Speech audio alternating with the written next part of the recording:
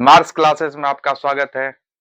और आज हम इंग्लिश में बातचीत करेंगे स्टोरी ऑफ इंग्लिश का।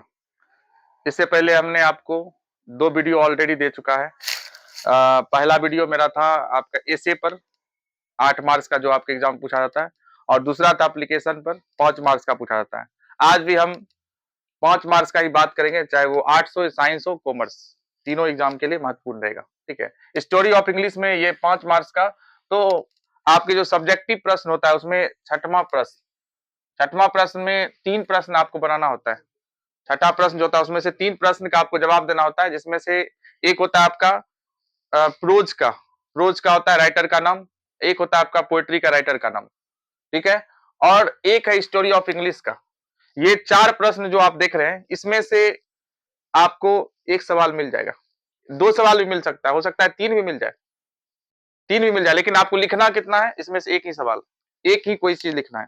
तो आपको क्या करना है, एक समझ विकसित करना। अगर याद हो पाए तो ठीक है, नहीं तो एक समझ विकसित कर लेंगे हम लोग। ठीक है, जैसे कि पहला प्रश्न है हमारा, ध्यान दीजिएगा इधर। कहता है right A note of Indian English. आपको एक नोट लिखना है, किस पर? इंडियन इंग्लिश पर, भारतीय इंग्लिश पर। इधर ध्यान दीजिए सभी आदमी। ठीक है, भारतीय इंग्लिश पर आपको एक नोट लिखना है। इंडियन इंग्लिश के बारे में आप क्या जानते हैं? ठीक है, तो देखिए यहाँ क्या लिखा है, Indian English is a speech or writing in English that shows the influence of the language and cultures of India. Indian English is speech, मतलब भारत की जो अंग्रेजी है वो क्या है? एक भाषण है, स्पीच। और राइटिंग या फिर लिखने की क्या है? कला है। ठीक है, और क्या दिखाता है वो? Influence of the language and cultures of India, मतलब भारत में जो भाषा है उसकी प्रवृत्ति को दिखाता है, और साथ ही क्या करता है, ये हमारे कल्चर को जोड़ने का काम करता है, भारत की जो संस्कृति होता है उसको जोड़ने का काम करता है। जैसा कि हम जानते हैं कि इंग्लिश लैंग्वेज होता है वो भारत के अलावा दूसरे जो देश होता है, फॉरेन कंट्री, जहां पर अधिक मात्रा में बोला जाता है English. Indian English Indian English language is one of the oldest. कहता है भारत का जो इंग्लिश है, ये कह सकते हैं जितना पुराना लैंग्वेज है उसमें एक पुरानी लैंग्वेज है। ठीक है, फिर varieties of the English language. English is one of the 22 official language not recognized by the Constitution of India. पता होगा हमारे संविधान की अनुसूची, हमारे संविधान में 12 अनुसूची है, जिसमें से 8वीं अनुसूची में 22 भाषा का उल्लेख किया गया, और 22 भाषा में मूल संविधान में 14 भाषा था, वर्तमान में 22 भाषा है, जिसमें से 22 भाषा में अंग्रेजी को स्थान नहीं मिला है, मान्यता नहीं मिला है। किसके द्वारा? संविधान के द्वारा। ठीक है, तो ये आपका इंडियन लैंग्वेज था, इंडियन इंग्लिश था। इंडियन इंग्लिश के बारे में ये बातचीत था। अब नेक्स्ट सवाल है आपका, right A note on future of English in India. कहता है कि भारत में अंग्रेजी का क्या भविष्य रहेगा। वर्तमान में जो हम इंग्लिश यूज कर रहे हैं, या कोई भी लैंग्वेज हो, इंग्लिश कोई भी लैंग्वेज, उसका आने वाले समय में क्या भविष्य हो सकता है, उसका फ्यूचर क्या हो सकता है, उसी बातचीत है। कहता है English has bright future in India because it is play role of link language in society that have multiplicity of language. कहता है भारत जो है, ठीक है, भारत की जो लैंग्वेज है भारत में अंग्रेजी, ठीक है, इसका भविष्य क्या? उज्जवल है, बहुत ही ब्राइट है, उज्जवल है। ठीक है, और it is play role of link language. ये क्या करता है? और अदर लैंग्वेज होता है उसको क्या करता है? प्ले करने का काम करता है, उसको जोड़ने का काम करता है। ठीक है, अदर लैंग्वेज से उसको क्या करता है? जोड़ने का काम करता है। और ये क्या करता है, देख लीजिए, इन society that have multiplicity of language, हमारे सोसाइटी में, हमारे समाज में बहुत सारे जो लैंग्वेज है उसको भी जोड़ने का काम करता है। It brings people belonging to different communities together, go books for highest study available in English.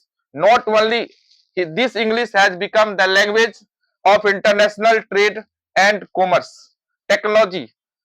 कहने का मतलब कि इंग्लिश जो है, इसके द्वारा पता होगा आपको, विदेशों में हम क्या करते हैं? व्यापार करते हैं, इंग्लिश लैंग्वेज के माध्यम से व्यापार करते हैं। हम क्या करते हैं?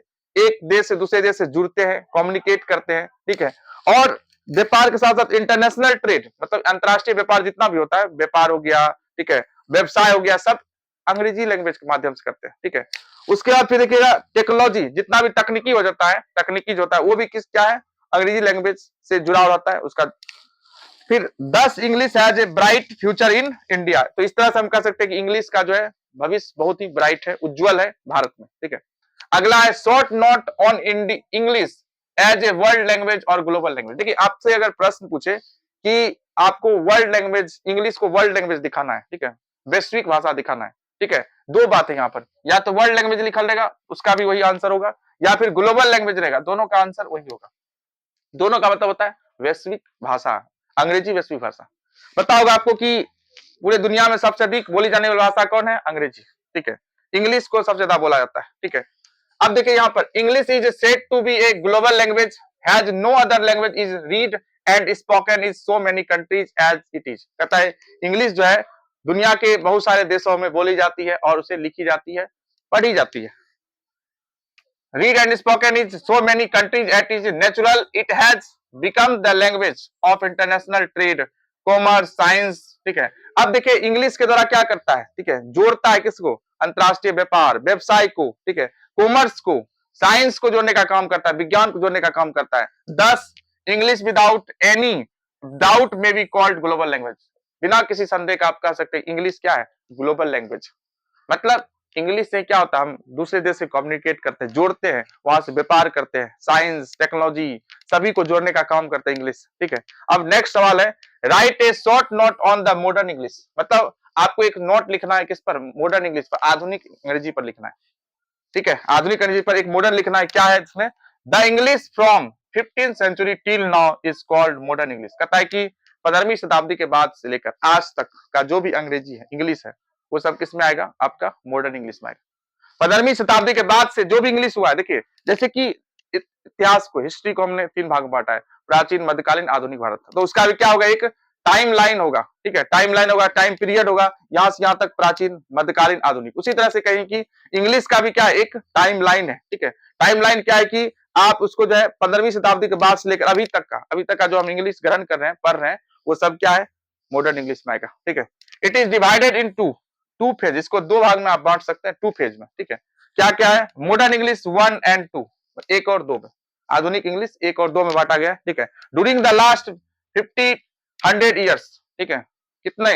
500 साल, 500 साल के दौरान, ठीक है, English has established itself as an international language। कहता है इंग्लिश जो है ना खुद ब खुद स्थापित हो चुका है अंतरराष्ट्रीय लैंग्वेज के रूप में, ठीक है। तो कहने का मतलब ये जो 4 प्रश्न आप देख रहे हैं, अगर आप इसको तैयार कर लेते हैं तो आपके बोर्ड एग्जाम में यहां से जरूर मिल जाएगा आपको प्रश्न, चाहे वो साइंस हो, आर्ट्स हो, कॉमर्स, ठीक है। तो नेक्स्ट वीडियो हम दूसरा लेंगे कल का क्लास हमारा इस पर होगा, पैसेज का क्लास होगा, जो कि 4 मार्क्स का आपके एग्जाम पूछा जाता है, ठीक है। तो आप वीडियो के साथ बने रहें, ठीक है, कमेंट करें, ठीक है। और भी दूसरा किस चीज पर चाहिए तो वो भी बोलेंगे आप। थैंक यू, मिलते हैं नेक्स्ट वीडियो में।